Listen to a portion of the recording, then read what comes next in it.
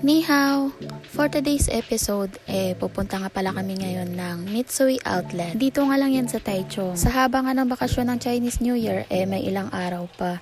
Nakaka-board na rin kaya sa dorm. Kaya dito na nga kami napadpad. Kasi balita ko, marami daw sale dito. Pero hindi nga ako magsha-shopping dahil wala naman akong pang-shopping. Magpapalibre nga lang ako kaya ako sumama. Ang ganda nga rin dito kasi malapit siya sa port at view yung dagat. Tingnan niyo rin yung ibon, nakikisabay din sa amin. Ang cute nga, kanina ko pa nga siya tinititigan. Naglalaro din siya sa hangin. O baka nag-aabang ng isdang makain. Ang ganda nga rin ng tanawin dito. Pero grabe ang lakas ng hangin. Ang hirap tuloy umaura ng picture. Kung gusto mo nga rin makita yung kabuuang view ng city, pwede kang sumakay ng Ferris wheel dito. Pero tinititigan ko pa nga lang, parang ang bagal umikot. Gusto ko nga sanang subukan sumakay pero natatakot naman ako. Natatakot nga akong mahulog.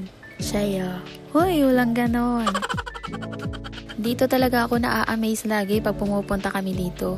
Ang laki naman kasi, tsaka matagal ko na talaga siyang gustong subukan pero hindi ko talaga magawa. Hayaan mo na yan, tara na nga at magwaldas ng pera. Kung problema mo nga ay kung paano gastusin yung mga kayamanan mo, nako, madaling maubos talaga yan dito. Dito ba naman makikita yung lahat ng branded products na pinapangarap mo? Konti pa nga lang yung nakikita nyo, tinatamad na kasi ako mag-video.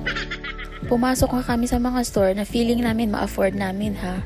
Pero hindi talaga kaya yung presyo, ang sakit sa bulsa. Alam mo namang okay lang yung ma-afford ko, diba? Sabi nga din ni Jowa, dahil Valentine's naman, exchange gift daw kami. Eto lang daw yung papabili niya, isang backpack. Pagtingin ko nga sa presyo, akala ko mura. Pero mapapamura ka pala. Kalahating buwang sahod ko na yata yun ah. Sabi ko nga sa kanya, makikipag-deal ako. Isang Louis Vuitton lang hihingin ko, okay na yun. Ang bilis tuloy makatanggi ng buwang. Paano? Sa akin, kalahating buwang sahod lang. Pero sa kanya, kalahating taon, kulang pa.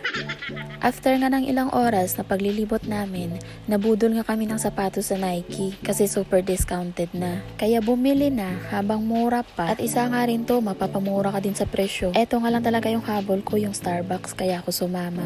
Para makalibre ba? Tsaka isa nga din tong pang-inis sa mga marites na laging nakaabang sa post mo. Mag-Starbucks ka nga kahit wala kang pera. Tapos sasabihin yan nila, Starbucks, tapos uutangan, wala namang pera. O diba? Ganon yun. Sinong mga nakarelate dyan?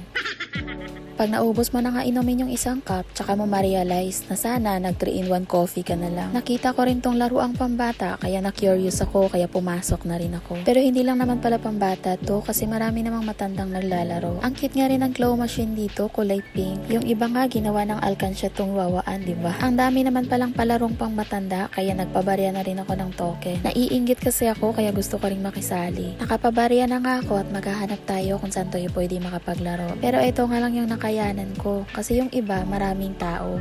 Kaya hindi ako naka-insert. Natutuwa talaga ako pag naglalaro ako nito. Alam mo yung feeling ko, ang galing-galing ko mag-basketball. Pero wala, nagpagod lang ako. Pagkatapos nga namin maglaro doon, naghanap na kami kung saan pwede kaming kumain. Wala nga akong nakitang McDo o KFC man lang dito.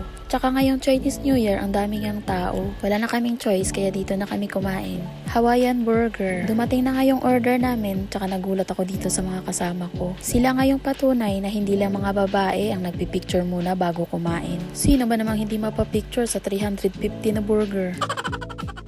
Nag-order nga kami ng takeout kasi sabi doon na namin kakainin pag uwi. Pero hindi na nga namin nagawa, dito na kami kumain sa labas. Di sana nag-dine-in na lang kami. Ang sarap pa ng kain namin sa loob. Napakahirap naman kasi kainin tong burger na to. Ang laki naman kasi. Hindi ko na nga naubos at tinala ko na lang pa uwi. Pauwi na nga rin kami pagkatapos namin magwaldas ng pera ngayong araw. Tsaka na lang natin isipin kung anong flavor ng pancit canton yung kakainin natin pagkatapos ng Chinese New Year. Sige na oy, bye!